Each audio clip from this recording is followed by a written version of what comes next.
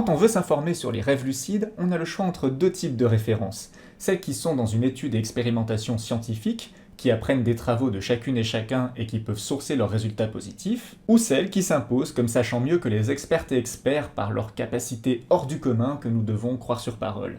Et là, je caricature, mais en vrai, pour quelqu'un qui découvre tout juste les rêves lucides, vu qu'il est impossible de savoir ce qui se passe réellement dans les rêves des personnes qui nous en parlent, bah dans les deux cas, on est face à des gens qui nous racontent des choses qui paraissent extraordinaires et qui a priori réussissent à faire la nuit ce que nous, on a envie de réussir à faire. Alors mon conseil pour démêler le vrai du faux, c'est de repérer les personnes qui vont vous proposer des méthodes qui se distinguent des autres. Ok, ça peut être redondant d'entendre parler de tests de la réalité partout, mais si quelqu'un commence à vous parler de projection astrale alors que d'autres n'en parlent pas, il y a peut-être une raison.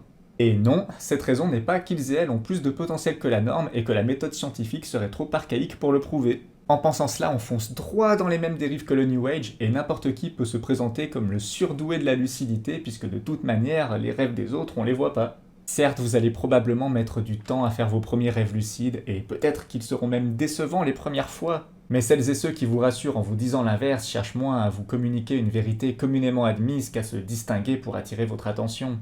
Une attention qu'il serait imprudent de leur céder.